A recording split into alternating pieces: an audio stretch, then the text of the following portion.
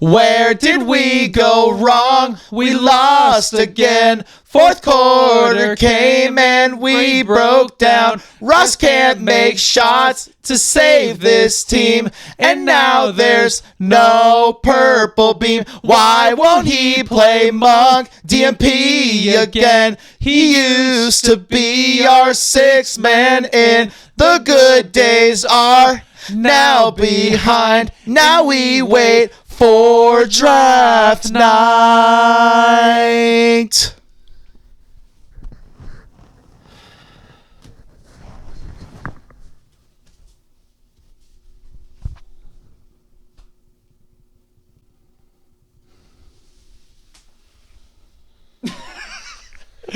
Welcome back to the Kang Gang Pod. Oh, I had to slam that down. Say the intro again. Welcome back, everyone. If you're watching this, you are a mad man, woman. You're crazy if you're watching this. You're a basketball sicko. Shout out Deuce and Mo. Because if you care to listen to a team that is 8-29, that just shows what this fan base is. I saw videos of Golden One Center tonight. I was not there. 8 o'clock game. It's a late game. We have to do this. We wouldn't start recording until like 2 a.m. if we were at the game. Because rehearsing that song took a while. It did. Please like this damn video, please, because we put a lot of hours into this one. We were in the lab for quite a while. We had writer's block. Had writer's block. It took some time. We got through it, man. We did. I'm super proud of us. So we got through it, but you know who did not get through it? The Sacramento Kings. For the sixth time now. In the last 5 games, 3 of those games, we have yet to reach 100. They're out of the last 5 games, 3 out of 5. What? Back-to-back 98-point games. That just shows where we're at. Offense is terrible. Defense is getting a little bit better, but it was hard to tell tonight because Dallas also is just not that good. So that's another bottom 10 team. This game, dude, was a late start, 8 p.m. East Coast listeners, wow. If you're watching at 11 p.m., God bless you. God bless you and all the power to you because you are a diehard and we appreciate that. But when it's a live game like that, Peacock, there's the starting line. Everything is slower. And that game just felt slow. There was no rhythm. We would be up 10. Dallas would come back. We would get the lead again.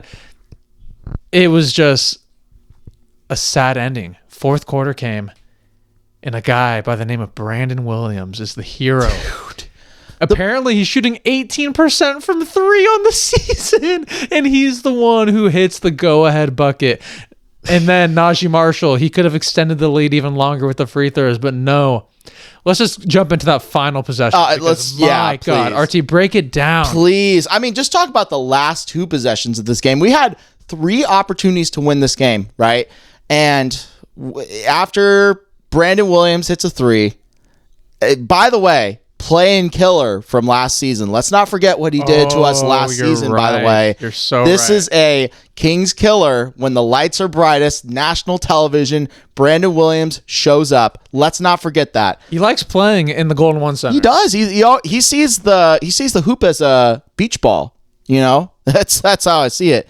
But anyways, as a beach ball. That's an RT quote right there. Yeah, I mean isn't that something? But but anyways, it's the way that we designed this, right? We were coming out, they fouled up by 3, right? And this is before. I'll talk about the 2 shots before. Yeah, talk about the 2 shots first. Because my God. DeRozan, it looked like it was going to be another DeRozan kick out to Dennis. It literally was because DeRozan drove, and it was the exact same play that we drew up in a win against Houston, where it was a dribble drive, and Dallas was actually really ready for this because they switched effectively. They didn't collapse like Tari Eason did. They stayed out on the perimeter. They did get the ball to Dennis though, but they had a quick recovery. And then Dennis had to take a step back 3. That missed. DeRozan grabbed a rebound. And then Russell Westbrook, he has AD guarding him, right? You think, okay, maybe because AD, by the way, AD looked awful tonight. We'll get into that later. Say that later. But yeah, you thought AD, credit, he's a great defender, all that stuff, right? if you're Russell Westbrook, you have two options. You can blow right by him because you're still faster than AD. If he gets a block because of his wingspan, so be it. But this man, Russell Westbrook. This is what I wanted. He had the island. He had the Davis Island, right? I wanted to see the below by kick. That's what I would have wanted to see.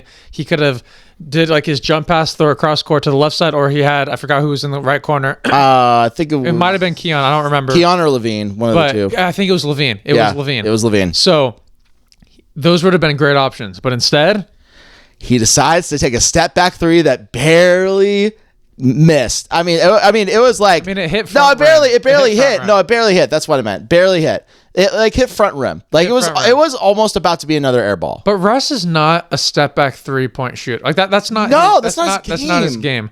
Ugh. He could hit threes when he's like wide open, but off the dribble, after dribbling for a while, I didn't like that possession at all. And then we had the free throws misses with Najee Marshall, and then they foul. They foul because they had the foul to give. Yeah, they had the foul to give. So then with 5 seconds left. No, I think it was 3, and then they give it to DeRozan. Oh, yeah, it might have been 3, yeah. Yeah, because then they gave it to DeRozan. And he had the one-footed, which he's hit in Chicago back-to-back games before.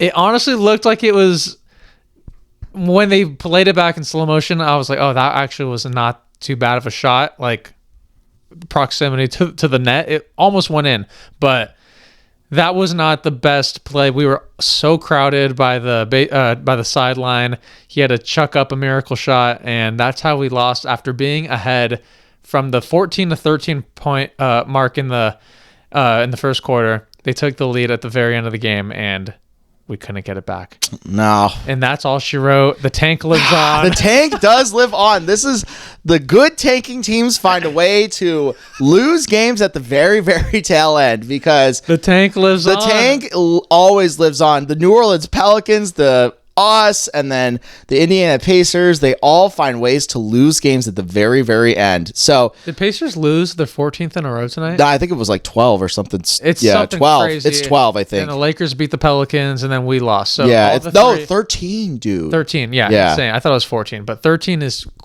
crazy work. But we might get there. Me and RT were talking about this. We might get to 10. It's doable. That might be the record for the first time in a long time. I think our all-time Kings record is like 11 losses in a row. Something like that. Yeah, 11 or 12. 11 or 12. And we're close. This was the game. This was the game to, and it looked like we were going to win the whole game. Like, it wasn't the prettiest game. Our offense wasn't the best. It was pretty nice in that first quarter with 6 made threes.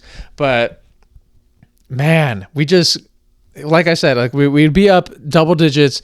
Dallas would start the start the second quarter. Cooper Flag went on a 7-0 run. We get back up to 12. Third quarter starts. They went on another 7-0 run, and then we ended up going back up 12, and then Dallas ended on a 12-4 run, and then that fourth quarter was just back and forth, back and forth. Yeah. And then once it got within reach, Dallas, man, they had some lucky shots go in. A guy who's 18%, that's like the one guy you'd probably want drawn up. Let that guy beat you. He beat us. Cooper Flag, my God.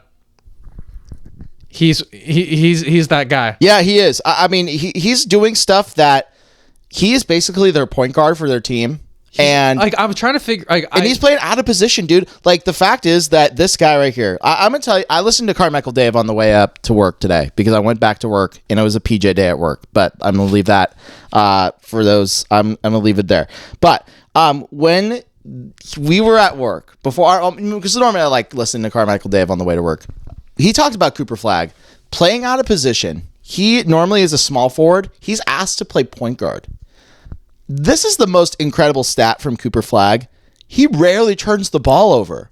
2.2 turnovers per game. For a rookie. And for a 19-year-old is phenomenal. And he only had 1 turnover in this game while having 6 assists. 8 rebounds, 20 points. He banged knees with Precious Achiuwa.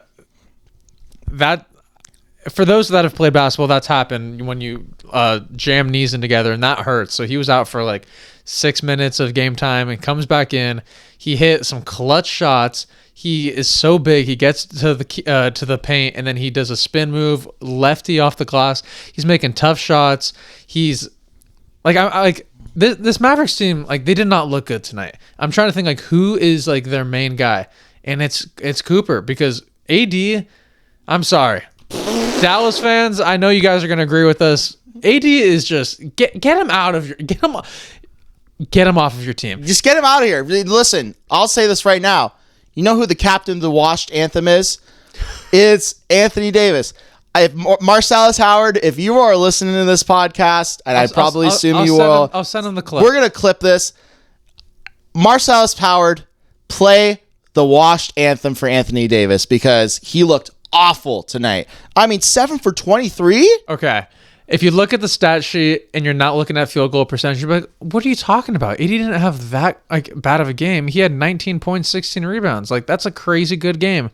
7 for 23. And all of those misses, if you're watching the game, you're like, this guy got traded for Luka Doncic. Like that's what I kept thinking the entire game. I'm like, Dallas has to, like, find a way to, like, believe in this guy until he's traded. Like,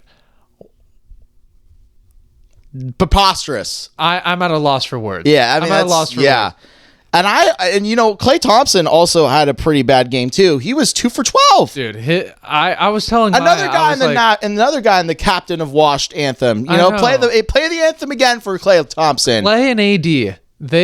I feel really bad. I don't feel bad for AD at all. I feel really bad for Klay, because Klay, he was one of the most fun players to watch. I remember when he scored 37 on us in the third quarter. I was like, I couldn't believe what I was watching.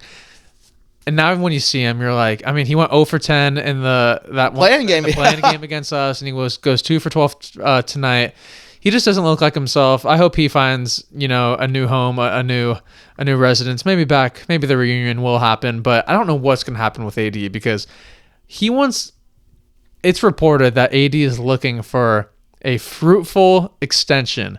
Who in their right mind will give that guy an extent? Like, it's a month till the deadline, and you're watching this game. You're like, a bottom of the West matchup. Like, AD's got to cook. AD's got to feast. He missed 16 shots tonight. It was just, that's ugly. It was bad. Bad. And I was telling Christo this, and I was telling the group chat, like, when I watched this game, I said, let AD shoot. Let Klay shoot. They're going to shoot them out of this game. Don't let Brandon Williams kitch you, because Brandon Williams 18 off the bench. Had 18 off the bench for 7 for 13. Crazy work. He's nice. And he could get up too, but King's killer. He can't get up as big. Say it. You know who had a better dunk? I'm sorry. Yeah, say it. This is the Kang Gang pod, not the Brandon Williams hype train. Shouts out Precious Achiuwa. Rawr. He waved off Levine coast to coast, fast break by himself, yams on Cooper Flag. That highlight of the game. I don't care that we lost. That moment showed that Precious Achiuwa deserves to be on this team. How old is Precious again? Remind me, is he 26? He is 27? 26. He fits the timeline. Keep him on the team. He plays with energy. The shot is, he hit another 3 tonight. I don't know what it is about Precious, but this guy, he's a fighter. He's a warrior. Yeah. He does what's asked for him. He exceeds expectations. He got the bench off their feet. It was that got me. I was like, I felt like Monk. I was like, get me off that bench. I was like, no way. Dylan was getting hyped too. Oh, we got to shout out Dylan Cardwell. Dylan Cardwell. 6 rebounds in the first quarter, RT. 6 rebounds. I'm going to say one thing. Quarter. You know who had the highest plus minus of the game? Dylan Cardwell, +7. Yes, indeed. Come on. Yes, indeed. Dylan, the villain. Holding his own. He's not the villain. He's the nicest guy in the NBA by far. The guy, I don't know their names because the Peacock broadcasters. Oh, Michael Grady. He was like, Dylan Cardwell loves his job. And I'm like, yes, he does. Yes, he does. Michael Grady, I think, is going to call an NBA Finals game once Mike Breen retires. That's how good I think Michael Grady is. I have a fun fact for you, Christo. Talk to me about him. His first national televised game was against these two teams 2 years ago, back when Luka was on the team. In March of 2024, that was his first nationally televised game he called for TNT. And ever since then, the sky is rocketing it up. The value, he's climbing up. Listen, where would you put him? Like, you got to put like Mike Breen, Mark Jones, Eric Collins. I got to put him up. I got to put him up on the list. Where is he? I'm putting him highly respectful on my list. He's top 5 for sure. He's knocking on the door. He's knocking on the door. Like the cash, whenever somebody makes a 3 and he goes, cash. Yeah. Oh, that's just chills. Like I get chills every time that Michael Grady's on the call. So Michael Grady, shout out to you, man. Yeah, he's an incredible play-by-play guy. I mean, really, once we get really better, good. we might be hearing his voice a little bit more. Yeah. Oh yeah, for sure. I mean, fans will understand. Yeah. He is levels to this game. He's good, dude. He is so good at his job. I mean, he's so good. But anyways, kind of tying back in, but yeah, with Dylan Cardwell, I mean, 9 rebounds in this game overall is fantastic. 3 offensive. He was keeping the possessions alive. He was playing extremely aggressive on the glass. He was going for loose balls. That guy, no other player on the Kings could contest a shot as vertical as Dylan Cardwell. That block he had on Max Christie when he hyped with the crowd, dude. Dylan Cardwell, just wait until the roster clears up and he gets his time, because he's going to be a very familiar face in this city, because the way he plays defense, the way he's just only going to get better. He's only going to get better, and I think we did good with. We got a gem, dude. We got a gem, and then we drafted another gem too, man. I mean, Maxime Reynaud, the other center on our team, 14-9. You know, on 6 of 7 from the field. RT, can't forget about that. 6 for dude, most efficient scorer on the team as of right now. Well, just in this game, I don't know about on the entire team, but no, it was probably the most efficient game from everybody. No, I mean, I meant just like. What do you mean? I can like for the season. I don't. Oh, but for tonight's game, he was by far. I'd probably say he's on the top half. I would. Yeah, he has to be, because all his shots are pure. I want to talk about the one good thing I did see. We were aggressive on the defensive end. We got 11 steals, 6 blocks. But what I was most impressed by in this game was how fast we were playing. 30 fast break points. We were flying when we didn't even need a fly. Like for example, like that Precious Achiuwa, he got the rebound. Levine was calling for the ball. He waved him off and he ran. I'm like, this is the type of team like I think that we could be capable of once we turn over the reins to the young guys. If we just play fast and we play intense full court defense, we could replicate a little bit of Indiana Pacers when they made their run. I'm not saying we're going to make a run or anything, but like that style of play is what the Kings are capable of with a young team. Young teams are meant to run. When you got young guys like Cooper Flagg, if you didn't bonk knees, he probably would have logged like 40, like high 40 minutes tonight. Yeah, so without a doubt. But I think I really like your point about the fast break points, because a lot of them were generated by Zach LaVine. A lot of them were. A lot of his shots tonight. Obviously, I know that he didn't have the best shooting night. Obviously, he shot 8 for 19, but a lot of his buckets tonight were coming off of fast breaks and in the paint. Yeah, in the paint, turnovers. Yeah, paint, turnovers. Obviously, he shot 2 for 6 from 3 tonight. But those are the things that we don't really necessarily worry about. But when we talk about fast break points, he was the big catalyst for that. Oh, for sure. So I think that's one of Zach LaVine's strengths, is when it's off a turnover, he just is at full speed, right? It's like how De'Aaron Fox was when he was on our team. He was full speed, turn over the ball, and it was just go time, right? That was pretty much what Zach LaVine is. Yeah, he's still fast. He's athletic. He won a dunk contest. You know, give the man some respect. Yeah, Zach's got some wheels still. I think everyone got up for this game because it was a nationally televised game. Like Levine, DeMar, Russ, especially, like they want the world to know, like that these three, the older guys, the vets, still got it. DeMar DeRozan, 21 points, 5 assists, 2 steals. Although he missed that last shot, he did keep us in the game when it got when Dallas took the lead at the end. He hit some clutch shots like he always does. Maxime Reynaud, 14 points, 9 rebounds. Levine, 20 points, 2 steals, 8 for 19. Russ, not the best shooting performance, like we said, 4 for 15. But he did finish with 11 points, 6 rebounds, 4 assists. And then, only other guy I wrote down for the Kings was Cardwell, because that 9 rebounds and the +7. And I just wish he played more because he was very impactful, even though he doesn't really score that much. He only had 4 points tonight, but he does so much on the defense end, and it leads to those fast breaks. And I would have liked to see him out there at least more in the fourth quarter. But, I mean, it was a win-win tonight, I guess. Yeah, I mean, it's a win-win. And I also want to credit one more guy before we do move on. Dennis Schroeder tonight had a really good game. Had 11 points, 9 assists. So just was really, and also played some really solid defense too. So Keon Ellis, Keon Ellis is he had 3 steals and a block. I mean, I think he only scored 5 points tonight, but the defense, I mean, basically right when he comes in, he forces a steal, and like he just does all the right things. And he rocked a new style with the headband tonight. I love it. Headband Keon. I love it. I mean, no more headband herders. So somebody's got to take over and step in. Devin Carter was doing it, but I mean, he doesn't see the floor. So if Keon's going to be out there, I like that he's going to be the headband leader. I think so too. I mean, yeah, I think overall this was a game. I think that, again, when we look at this game overall, the biggest thing was the Kings shot really well in that first quarter. They shot 6 for 10, but after that, they were 3 for 21. Yes. You know, it's just you can't really. We've discussed this many times before, and a lot of people from Deuce and Mo, from the pregame show and postgame show, they say it all the time. Like, if you can't make threes in a league where it's a lot of threes are starting to really rain down, that's going to be a problem. I mean, it's almost impossible to win games if you can't make threes. Since we weren't making threes, we were able to score in the paint.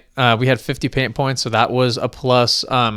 But my other big takeaway from this game is like just game management and like poor execution at the very end. Like, we've seen this team time and time again, like, stay within striking distance. Like, for this game, like, we were in control majority of the game, and then at the very end, like, we just bad plays, bad shot attempts. Like, there were better shots out there. Get the ball to the right guy at the end of the games, and we just couldn't do that. And I think that just shows, like, when you have so many ball dominant players, like, if you don't have like that one guy, because now when Levine's here, is Levine the guy or is DeMar the guy? So, and then Russ wants to be the guy. So it's like it was just who like, we had no idea who was gonna get that final shot, and then all of them got an attempt basically, except for Levine.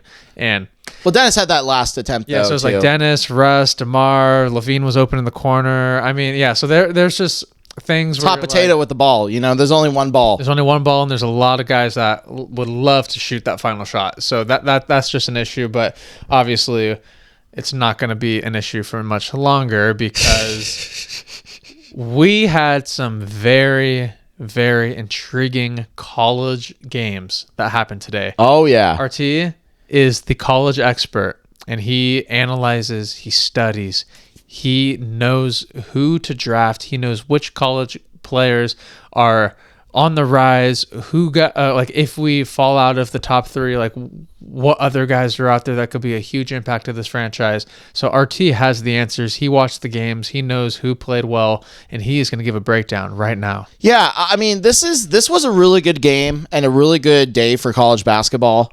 This was actually a really fun game of college basketball. Before I really watched the Kings tonight, I watched a lot of players really, really flourish inside the top 3 and outside the top 3. So start with the top 3. Yeah, I mean, there's 2 guys that really played. Obviously, AJ DeBanza did not play today, so it was Cameron Boozer and Darren Peterson. But Cameron Boozer, man, he is efficient as hell when it comes to being a power forward for the Duke Blue Devils. Because let me tell you this, Christo, as a freshman, this is rare for there's no unearthly way, because there's not a lot of players that really average 22, 23 plus. Cameron Boozer right now is averaging 23 points per game, 9.8 rebounds on efficient shooting, 56% efficient shooting. You like to see that. Yeah, and he's efficient. He's an efficient player, 34% from 3, 76 from the free throw line. Yeah, these are all like really, really efficient numbers. 1.9 steals, 0.8 blocks. So obviously, when you look at this is an offensive display of talent, because this guy can rebound. This guy can do it all. He was 3 for 4 from the 3 tonight. What did he finish with tonight? He had 27 points. So over the average. Yeah, so over the average. And I mean, He's just playing at a level that not a lot of college freshmen are right now. But the crazy thing is, he's not the only one, because Talk about him. Darren Peterson, DP. he had a good game tonight too. He finished with 33 points tonight. Just the shot just looks so pure. It just looks like it's going to go in. There were people that were criticizing Darren Peterson because in a couple of games before, there were pictures of Darren Peterson on the end of the bench, thinking, oh, this is going to be the same narrative that Anthony Edwards was, where he wasn't this team guy. He was basically a me guy that was all about himself. I completely disagree with that narrative, because Darren Peterson is a great player that just elevates his team. Is he a leader? I believe he is a leader. This is the head of the snake for this Kansas Jayhawks. Break down his stat line. The guy just had 32 points. He hit 3 crucial free throws to tie this game. So when you look at free throw merchants, he was 13 for 15 from the free throw line tonight. Yeah. And for college standards, that's really good, because we all see them miss free throws all the time in big games. Yeah, and the college students, and college kids, they always get the same rep. It's like, man, they can't shoot, obviously. They can't make free throws, but getting to the line 15 times, that's very impressive. Yeah, and obviously, he is shooting 50-40, right, from his shooting splits. So 50%, 51% from the line, 44% from 3 on 7 attempts, which is pretty good. And then obviously, you mean 50% from the field? 50% from the field, yes. Okay. And then 44% from 3 off 7 3 attempts. That's pretty good. NBA. That's NBA numbers, right? Yeah, that's NBA numbers. And also gets a block and a steal per game. So obviously, you would like to see the assist numbers go up, but he's a shooting guard. 2.4 assists. Okay, so you want to see, get me the ball type of guy. Yeah, he is definitely a pure scorer. So he's listed as a shooting guard. Yeah, he's listed as a shooting guard. Oh, yeah, but he's listed as a combo guard. So if he does play the point, I would like to see him play make a little bit more. Obviously, he's just more focused on scoring. Yeah, but when you shoot 78 as a college player, that's pretty good standard numbers. Another guy that I do like a lot, that's outside of the lottery, is a guy by the name of Kingston Flemings. Now, this is a guy that really did come up, that wasn't really touted as much going into the season. He was kind of swept under the rug with all of these other talents. Obviously, Caleb Wilson, Michael Brown Jr. were getting a lot more hype. But to me, what really stood out about Kingston Fleming's game is he is very, very crafty. He is a guy that is going to get other teammates involved. He had 23 points tonight and looked like he was really, really on top of things. And he had a game, Christo, where he had 8 steals. Yeah. What position is he? He's a point guard. So, this is tall? 6'4". So this is a guy that gets in passing lanes. This is a guy that disrupts defensive stances. And where's he playing right now? He plays at the University of Houston. So yeah, this is a guy that in Houston's known for developing a lot of their seniors. Wow. They have started to really get into the freshman train a lot. And he's a freshman. Yeah, and he's a true freshman. So that's great. I have a question for you. Yeah. Where do you project him to be drafted? I think he would be probably in that top 6. He's projected right now to go in the top. So when you said out of the lottery, you meant top 3. I meant no, I said out of the top 3. Yeah, that's what I meant. When you said lottery, I thought you meant he's no. Oh, so okay. Yeah, outside of the top 3. I was like, a guy that got 8 steals in the game, I would think he would be pretty higher than. Yeah. Okay. Yeah. But outside of that, that's great. Speaking of guys that could probably be outside of the lottery, what about Michael Brown Jr.? Michael Brown is hurt right now. Yeah, he's dealing with a little bit of injury. Is his stock? Is it still at 4 or is it going? It's going down a little bit. Okay. It's going down. I think the problem. The injury or just injury and play. So right now with Michael, he is a little bit inconsistent with the shooting.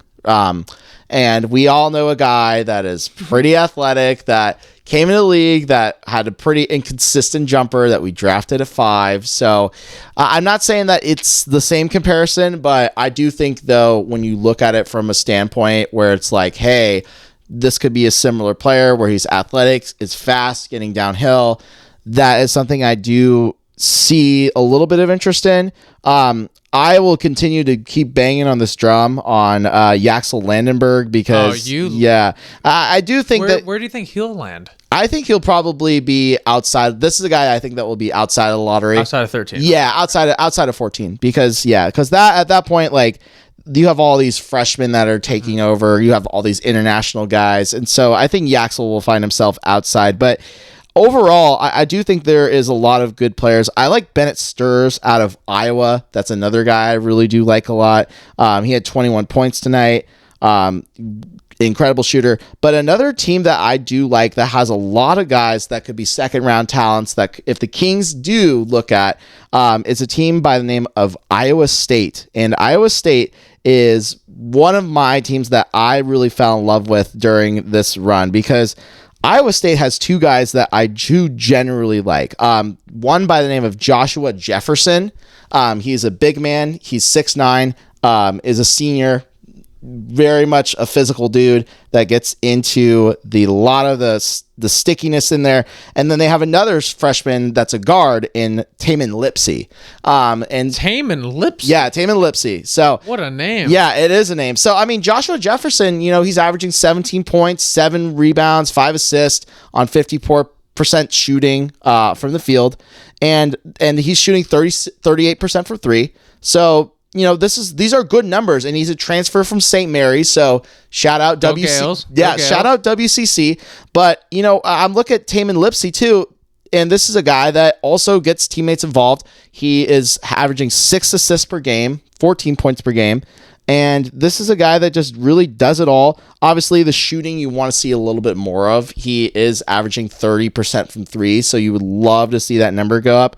But this is a guy that just has been improving every year. This is his best year in terms of scoring and assists, so he's only going to get better. I do think if the Kings are looking to get more, the only grip is that he is 6'1". So, that is we've done a lot of that with Devin Carter, and I just that drum before. Yeah, we have. But, rinse and recycle is the name of the game. If we drafted Isaiah Thomas, who was 5'9" in the last pick, hey, I don't mind a little. I don't mind a little Lipsy action, but there's a lot of really good players right now, and obviously as we get closer and closer, this is kind of what the picture will most likely look like.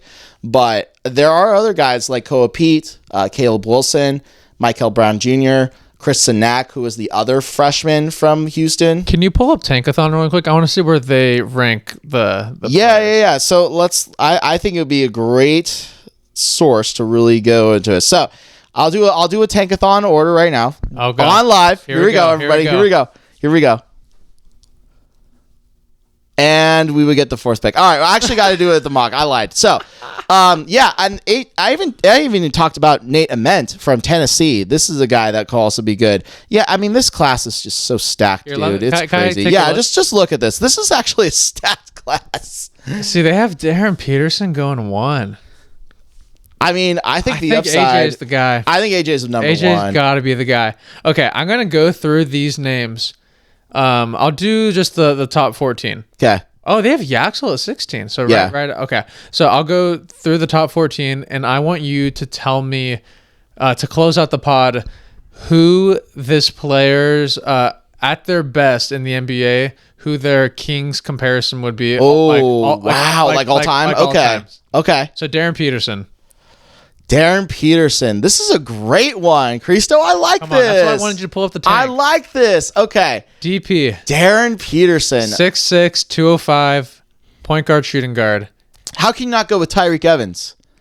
At his best? At Darren Peterson's best? Well, but he's a better shooter than Tyreek Evans, like in terms of craftiness, in terms of being the size, in terms of combo guard. Tyreek Evans, like... If he had a 3-point shot. So at his very best, DP. But like rookie Tyreek Evans. Okay. Rookie Tyreek Evans. Okay, I see what you're saying. Okay. Like rookie. You have to be very specific. Got you. I understand. Yeah, you got to be specific. Okay, Cameron Boozer. Who could Cameron Boozer potentially turn out like? I could see a little bit of Boogie Cousins in his game. Like, a power forward version of Boogie Cousins. Power forward version, yeah. Yeah, power forward version of Boogie Cousins where at his prime, when he was the best center in the NBA, who got robbed, by the way, of all NBA first teams. Of course. DeAndre Jordan, that I'm not going to get into that, but yeah, just like a smaller version of DeMarcus Cousins that can rebound, that can spread the floor, shoot, that plays, explode. Yeah, has a great face-up game too. So yeah, I got to go with him. Okay, AJ, that's our guy. Come on, AJ. Who could AJ be? AJ, oh man, the biggest upside in the draft. He could have the highest ceiling. Like for a Kings player, I mean, there's not a lot of guys that had high upside when we were on our team, but I don't know. I mean, I think Chris Webber does make the most sense. I thought you were going to say Chris Webber for Cameron Boozer. Actually, I'll switch. Yeah, I thought about Cameron Boozer too, but I feel like the thing with the difference between like Chris Webber and DeMarcus Cousins is I felt like DeMarcus has more of a face-up game than Chris Webber. Chris Webber was kind of more back to the basket at times, but he did evolve and involve like that's great company to be in, I mean, that's great. So, yeah, AJ DeBanza. I feel like a Rudy Gay, like a better version of Rudy Gay. If Rudy was like, I like athletic. That's what I was thinking. Yeah, but I'm like that's still doing AJ a disservice. I mean, it's not fair that it's not fair that we're talking about Kings, but just for the sake of this pod, like we just have to do it. What's the next one? A little Chris Webber, a little Rudy Gay. He's got a little bit of everything. Mm-hmm. Okay, what about Caleb Wilson? Caleb Wilson. Okay. Now this is a guy that I think is a very, very great defender. He's a power forward. I will say that it is a kind of similar to Dylan in a sense. It's almost kind of like if you're merging Max and Dylan into one player, but there's a lot more offensive ability to Caleb. Mm-hmm. So I feel like if you merge Max and Dylan and you have a little bit of a potion of offensive game to it too, I would probably say, yeah, that would be kind of the mix between the two. It's really hard. You got to really dig deep and figure out like who's really there. Yeah, that's also, by the way, when RT hit it for the second time, we got the third pick and AJ fell to us. Yeah. So, all right, Kingston Fleming, 6'4" point guard. Yeah, this is where it gets really hard because you kind of have to think like, what taller point guards were there during the Sacramento Kings era? This was kind of the one I really, really struggled with the most. I wouldn't mind like a more offensive, but I mean, Doug Christie didn't really play. No, he was more of a shooting guard. Yeah. So because small forward. Yeah, he played more small forward. Yeah, he was more of a wing guy. Like, I feel like a point guard version of Doug because of his defensive ability and just being... So he's known for his defense. Yeah, I think his defense is, like, really, really good. Like, his defense is actually pretty solid. So maybe he's like a Davion Mitchell, but... Taller, yeah. Like, a taller version of Davion when he was at Baylor. Yeah. All right, what about Nate Ament? 6'10", small forward out of Tennessee. Nate Ament. This is a guy I will have my hand up. I... don't really watch a lot of his game because that's fine. We could do a pass. Yeah, we'll pass for now. And what about Michael Brown Jr.? You got to put Deere in. I mentioned it earlier. Yeah. That's great company. Great company. Okay, we got Koa Pete. That's another guy too. Yeah. I mean, that's a freshman from Arizona. Power forward. He's good. 6'8". He's good. He's projected 8th. He's good. He's good. All right. A lot of these guys are good. Tunde Yesufu. This is another guy I need to watch more tape on because Baylor, from what I've heard, this guy is a defender. So, again, a lot of the guys I really need to do my service more on because this is the time of the year where conference play really locks in. So, yeah, especially with the season, how it's been going, I definitely will need we gotta get Alex Warmball on the pod. We got to get Alex back. So, yeah, we need to really, really make sure that we get this correct. All right, I'll say the names and you tell me if you know anything about him. That you could do a comparison. Okay. Braylon Mullins, shooting guard out of UConn, projected number 10. I guess he's like a shooter. So, I mean, you kind of think like a Kevin Herter shooter. Do you know anything about him? No. Okay. What about LeBaron Filon? Is that a French guy? I don't know. No, I don't know either. He's 6'4", point guard out of Alabama. Alabama. Hans Steinbach. I don't know him. No. Kareem Lopez out of New Zealand. Bennett Sturts. Bennett Sturz is good. I like Bennett Sturz a lot. I think he's a really good point guard. He's a veteran, been around for a while. Really is a guy that can really do a lot for a team, that can score the ball, really does a lot of good things. So I do like Bennett Sturz a lot. One of these guys is going to be. There's always a guy in the late first round that just pops off in the NBA, and we don't. We're saying the names that it could be, and I have no idea who these guys are. All right, 15 is Jaden Quaintance. Jaden Quintance, this is a guy that is a really good defender from Kentucky. This is Kentucky power forward, 6'10" and a half. RT. Great defender. I would say we need a power forward. Yeah, second best defender behind Caleb Wilson. So I think that in terms of power forwards, this is the guy that you can also get if you miss out on Caleb Wilson. So that is a guy I think that could be really good. I don't really. Again, a lot of these guys are kind of like just based off knowledge, all that stuff. And the last one I'll bring up is Yaxel Lendeborg. Yeah, this is 6'9" and 3/4 out of Michigan, power forward. Who is he?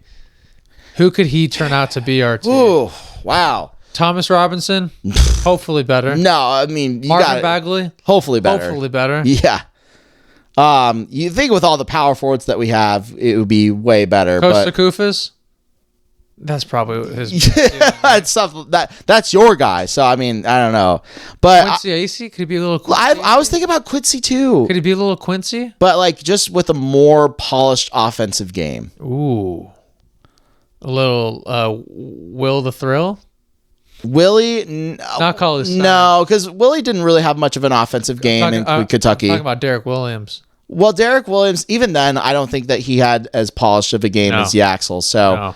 I mean, I do think that to me, that's the guys I would say that are right there. So, yeah, I'd probably say like Quincy is with a more polished game. All right, I hope we. Well, we obviously need to learn more about these guys, but we do. Once it's time, we'll start really locking in, especially once March Madness comes around in a couple months. Then we'll be really tuning in. But according to Tankathon, AJ DeBansa will be in a Sacramento Kings uniform, which I know a lot of people are praying for. So, next game is on Friday. Yeah, next game is Friday. And we're playing the Golden State Warriors on the road. All right. Will we break the 6-game losing streak, or will it go to 7, RT? Oh, boy. Because the Warriors are not playing that great. Let's be honest. I watched the game last night, but they could somehow. I mean, like they could turn it around. They turn it around all the time, and especially against us, they never make it easy. So they know how to turn around. They have a 8-game homestand. Oh my! So God. Yeah, I mean they'll just be chilling at home. They're just chilling at home. Yeah, this is where they rest up. So I wouldn't be surprised if anything. I think it's going to be a tough game. I wonder if Jonathan Kuminga will play against us since he's been linked to us. I wonder if that might be in store for us because I honestly, at this point, I just want to see him out there. I'm curious. I'm curious to see what he'll look like against us. I think so too. That's like the one thing I'm looking for. Obviously, watching Steph Curry play, that's obviously going to be a very tough matchup for Russ or Dennis or Keon. I mean, it's. No matter what, if Steph Curry's on that team, it's going to be a long night. I mean, Jimmy Butler is... He's going to get to the line 16... Watch, he's going to have 16 attempts against the Kings. Watch. And then Draymond Green's going to get 1 technical foul. My predictions, 16 free throw attempts from Jimmy Butler. Steph will have 28.